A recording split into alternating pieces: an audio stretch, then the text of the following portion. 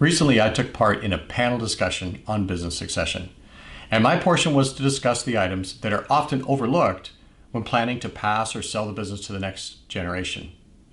Now, since workshops like that have limited time frames and we're not able to fully discuss all the angles, I thought it'd be helpful to provide more detail. So thanks for watching this short video on 6 topics we see that are often overlooked when doing succession planning. I've kept the conversation fairly high level. However, I hope that some of the thoughts and questions they invoke are helpful to you as you consider succession of your business in the coming years.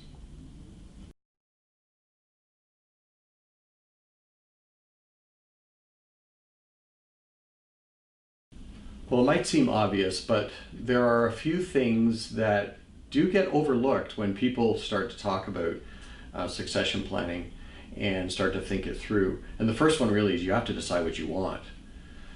Again, might seem obvious, but it's the idea of beginning with the end in mind, considering all the moving parts. And for your family, like, what's the most important thing? Is it keeping the business in the family harmony, or wealth preservation? And I say or because those could be competing objectives. Keeping the business in the family might be really important, but unless the kids coming into the business running it are going to do a very good job and continue to grow the business, then your wealth could be at risk. Whereas a business that just gets sold and you get a check for it, you know what you have, you've preserved that wealth.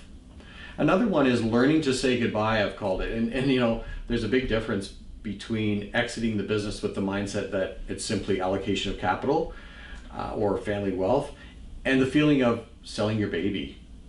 Are you truly ready to exit? So you have to ask yourself that question. Another one is knowing your number. You know, for smaller companies, it means assuming that you'll be able to sell sometimes for more than the business is really worth. So you have to figure that out, and you have to be very realistic about that. And you need to figure out what you need from the business in order to activate your retirement. And that may drive the ultimate decision on timing or whatever it might be. For larger companies, or I would say businesses that are worth a lot more, tend to be larger companies, the focus changes to tax reduction and estate planning, because you will simply have more than you need to live on. And I say for folks in that situation, you know, as far as your own retirement, you've kind of won the war. But you have to look at tax planning and estate planning, because now it becomes about trying to keep more money out of the hands of the CRA. Another thing that gets overlooked under this heading, if you will, or under this question, is a realistic assessment of the next generation's ability and willingness to take over the business. I like to quote Tom Deans here, who says, often it's easier to hire than it is to sire your successor. And then it brings a smile, but there's a lot of truth to that. And will it truly be possible for Junior to run the company? And you have to be very realistic about that. Sometimes in a business, it's uncomfortable to talk about this, but there's some potential and potentially some entitlement that needs to be unwound, or at least you have to consider the impact. Sometimes in businesses, adult children are given jobs that honestly in the open market, they couldn't get paid that much to do the same job. And so you have to really think through what are the implications of those kids taking over the business, and will it work? Now, trust me, there are businesses who are paying the kids more than they're really worth, but they're successful in spite of themselves. So it's not that it can't work, it's just if you're looking for the best outcome, you need to take these things into consideration, and a lot of times they're overlooked. Sometimes parents assume that adult children will want to be involved in the business longer term, or the kids assume they'll have a job there forever. And the more that family is involved, or the more of the family that's involved in the business, the more important it is to have frequent and meaningful communication within the family business about these items. You know, I'm working with a family in business where, in Burlington rather, where the son is already working in the business and really making a positive difference. The planning that we did for them then was around family harmony, their retirement, estate and tax planning. because the business was continuing to grow with their son at the helm. Two other businesses we're working with are realizing they don't have children, although that they're in the business, they don't have children that are capable of actually taking over the business. So they're having to look at other options for selling the business.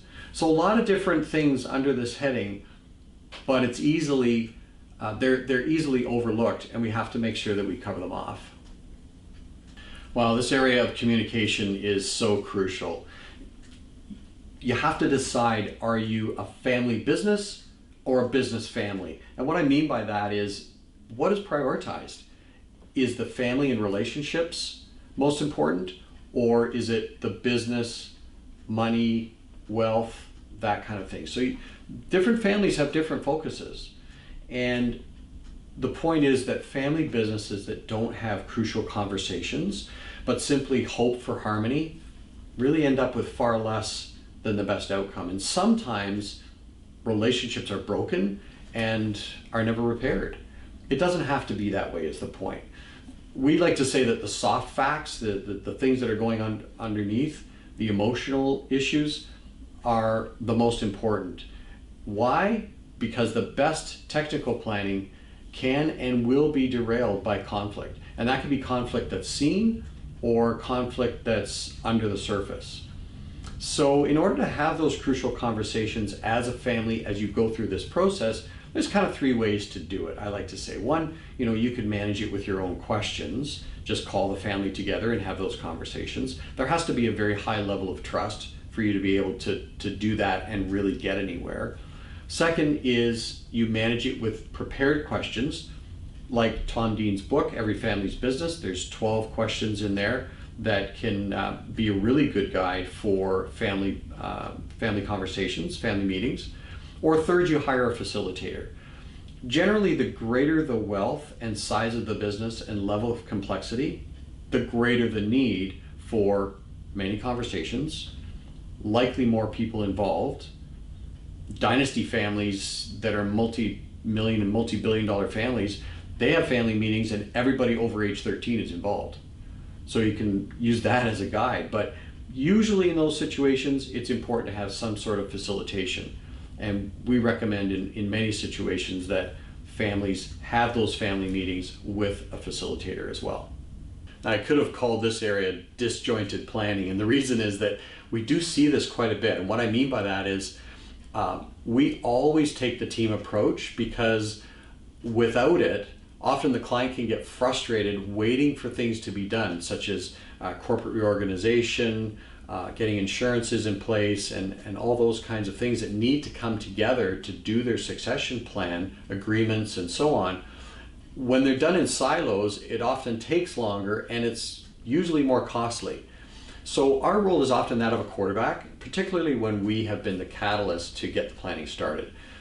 While our technical planning fits with the other professionals on the team, we're simply focused on efficiency on the tax side, helping you keep more of your hard-earned wealth within the family. But bringing the team together is crucial, and doing so very early in the process is also very important.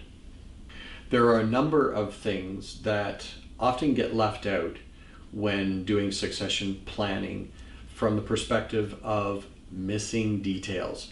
Things like failing to create proper documentation and structure. So sometimes, because it's a family business, people just assume things. They fail to properly paper the plan. Lots of assumptions are made. Things like shareholder agreements, agreement of purchase and sale, share structure is kind of all over the place. Doing the wills and getting second wills done for the business ownership. These are so important. I am shocked as to how many business owners I run into who have successful businesses who don't have their wills done. There's things like the founder, after the sale of the business to the children, continuing to just write himself checks for personal needs. We ran into this with a client here in town, and the son had to go to dad and say, Dad, you can't do that anymore because we've changed the structure, and so they had to correct that. Failing to engage appropriate safety nets is another one. It takes years to put together a sale. What if the current owner takes ill or dies during that time? What if such an event takes place early on? Well, the business is still really growing well, and the owner is still the value proposition. So before there's been a handoff, it's important to have those safety nets in place. Things like unfunded agreements. So they've got an agreement in place, but there's no funding for it. Unprotected key people. And failing to incent key employees to stay through the transition to keep the business strong. That's a huge one that is often overlooked. Because when Junior is running the business, you don't want your key people walking because they're not comfortable with the process or they haven't been in the loop, if you will. Dealing with business risks. We had a recent situation where I was talking with the second generation person, and he said, you know, I'm really concerned because although it's a great business, there's a couple of things that I'm concerned about. One is that my dad, the founder, has all the relationships with the vendors, banking, and customers. They're very tight with him, and although I'm starting to get to know them, if something happens to him, that's a big risk. Another big risk for them was they have one major account that is 40% of their business revenue. So those are risks that have to be noted and dealt with to the best of your ability as a family. Another one, missing detail, is failing to truly exit. So this is where the founder keeps showing up for work, and it's honestly best for everyone if there's a definite date in mind that is held to when the current founder or owner actually retires. It's better to allow the new owners or the kids that are taking over to truly behave like owners, to make mistakes, to make changes, to enter new markets, and those kinds of things.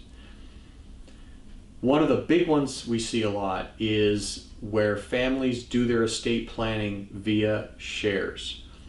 In other words, they give shares equally to active and inactive adult children.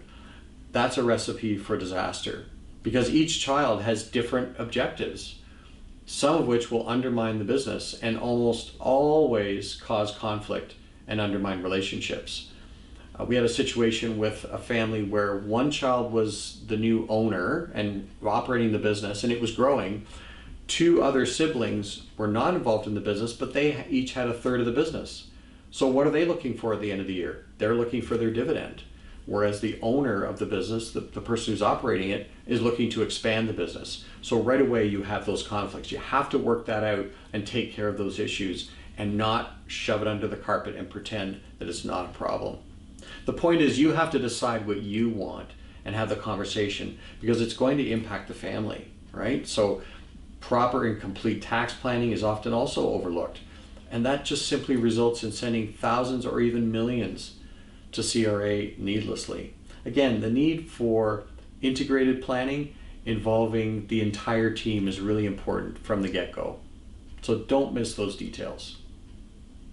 Yeah, so the impact on the family is really, really important to talk about and to work through because it's so often overlooked. In Canada, well, in the Western world probably you could say, the model for business transition and planning is very, very technical. So we have to consider the impact on the family if we want to have a long-term successful business transition and wealth transition. You might have heard of the three-circle model. Well, each one of those circles is a different system. So you have the family system, you have the shareholder system, and you have the business management system.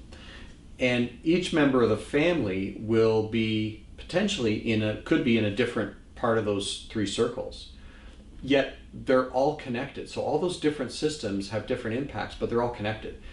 And you have to understand that for most people who are doing business transition in Canada, you've never been here before. Over 80% of Canadian millionaires are first-generation millionaires. So we don't have a grid because you built your business from nothing. We don't have a grid for this level of success and wealth creation. So there are, emotional, financial issues that you have to think through. Thinking about, what's my purpose now? I don't own a business anymore. What's my routine? What's my position in the family? So identity and roles, they all change. The key is to have empathy and compassion for each other. Just kind of take a step back, consider the impact of words and actions, especially the impact of not saying what's bothering you. And back to a previous point, that's why it's often important to have a facilitator help you out to get through those issues, because they'll make sure that every member of the family has an opportunity to speak, and you'll get all those real issues up on the table. Will it be difficult or uncomfortable sometimes? Perhaps, but it depends on the outcome you want. If you want an outcome where wealth is preserved and the family stays together, then it's really important to consider these issues. I think a lot of times people underestimate the emotional impact of selling. You might think you're ready to sell until it comes time to actually act on it. You might need some coaching, and that's okay. You might need to walk yourself through the process in your mind several times, almost as a dry run, and kind of see how you feel about it. And how does the rest of the family feel about selling the business to one or two of the children? Sometimes there's going to be tension, but that's not necessarily a bad thing. It just means that you need to work through it, and it means that people really care. The other part of impact on the family is you might change your mind, and that's okay. Entrepreneurs need to know that where you start with your idea of just how you'll exit might not be where you end up once you really start looking at the options. And there's multiple reasons for this, from the next generation's ability or desire to perhaps a financial reason. Maybe it starts to make more sense to actually sell to a third party and get a check and preserve the wealth of the family versus have the family involved. But assuming you want the family involved, you need to work through all these emotional details to have the best shot at the family staying together and preserving the wealth that you've created through that business. Now, you have to remember to be patient with yourself and the rest of the family, because it's a process. There's no such thing as a perfect outcome. We want to aim for excellence, not perfection. Understand at the outset that there will likely be something about the end product that not every person in the family will necessarily be crazy about. And you have to be okay with that. You just simply have to land somewhere that makes sense for you as a family. For most of the families that we deal with, something that's important to them is family harmony. And that's what you have to do. You have to decide what's important for you. And so if family harmony is important, you've built this great business, you've built wealth, you want to preserve the business, you want to have it move on and realize some of the wealth for yourself for retirement. But you want to do that in an atmosphere where the family stays together, loves each other, and continues to connect at family holidays and that sort of thing. Otherwise, what have you really built it for? And so that's what we find, is that family harmony is so important. So be patient with yourself and everyone else. It is a process. As we work together, you will get through it and you'll have the outcome that you desire. Hello again, and thanks for watching. This area of succession planning is broad and deep, particularly when the business is staying within the family. So I encourage you to start early, have many conversations with your family along the way, and engage a team of professionals that will work together for your benefit as you take this journey as a family. We wish you continued success in your business and your family for generations to come.